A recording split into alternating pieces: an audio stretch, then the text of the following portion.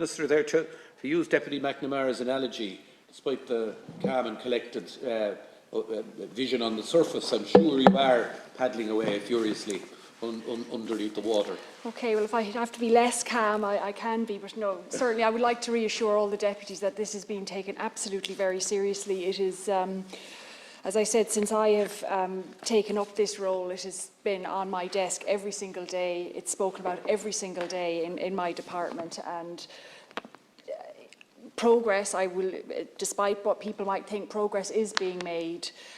This time last year, the crisis on the table was a supply of timber into the sawmills.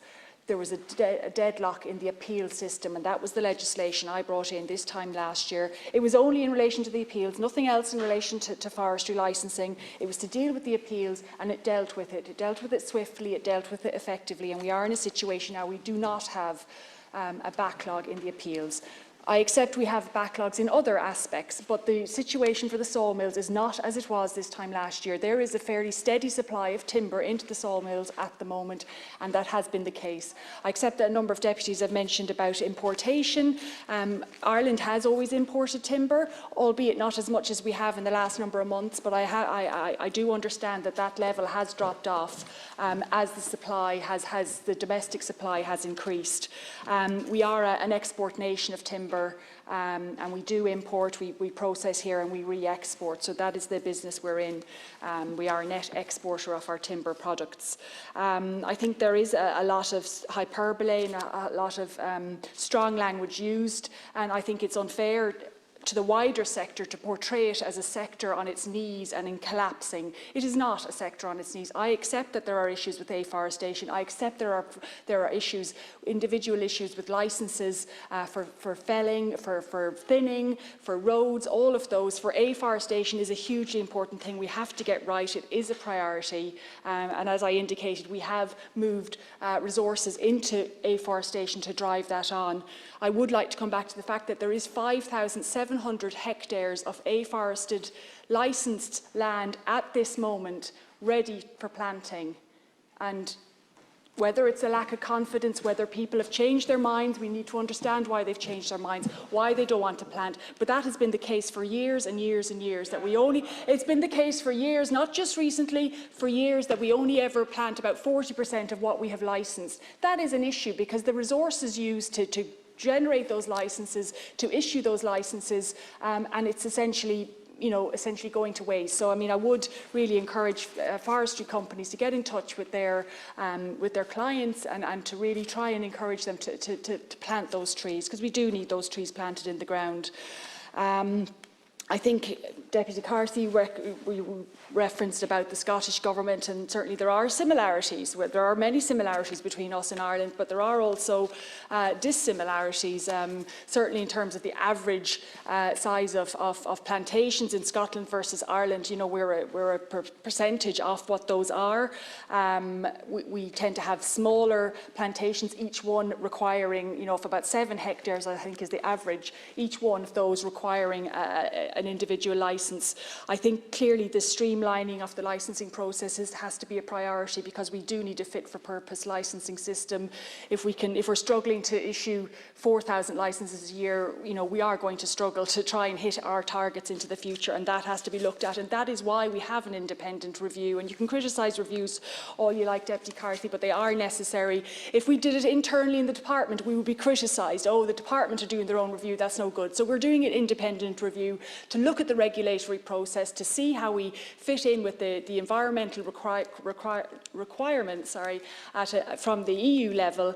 And I'm hoping that comes back to us and informs us about how we drive on, how we deliver, because we have to plant. I did also indicate in my speech that we are looking at smaller scale planting, native in particular, or only for native planting. It could be riparian margins, it could be those corners of fields.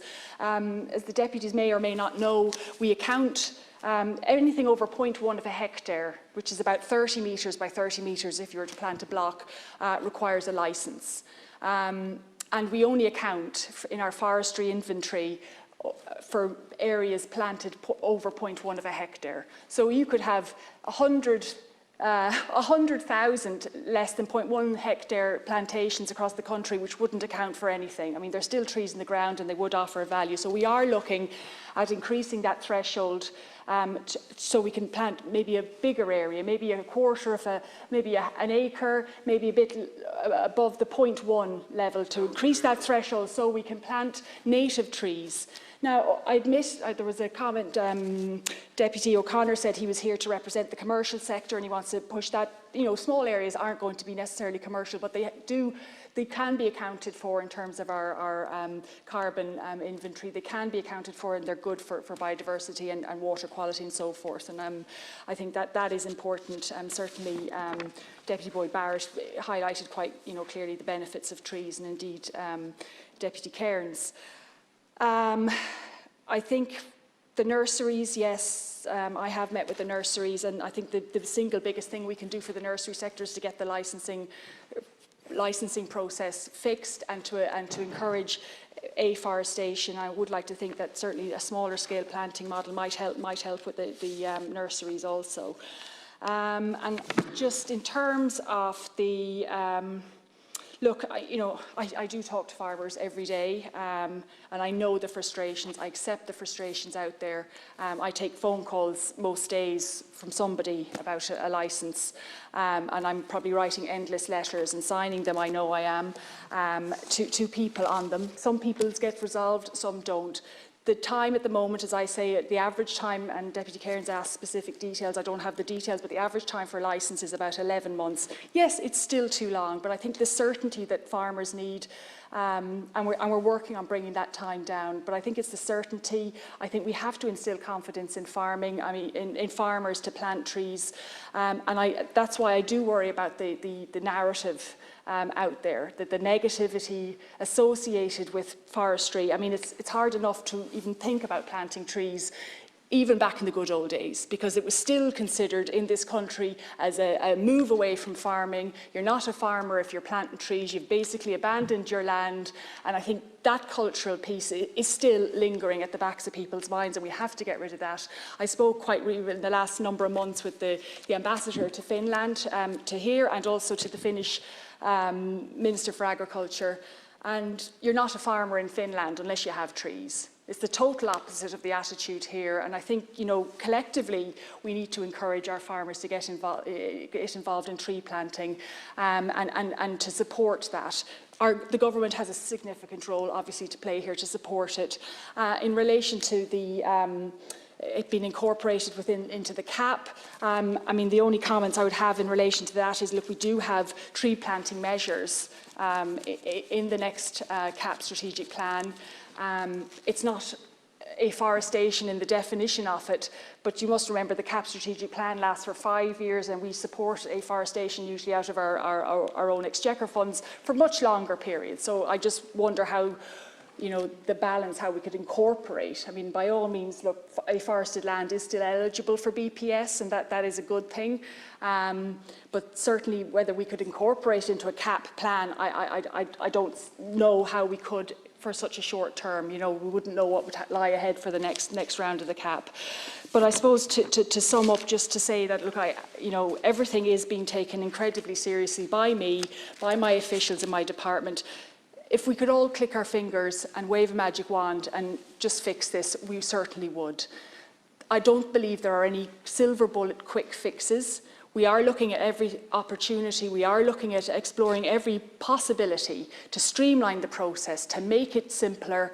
We are obliged under EU and national laws to do things properly.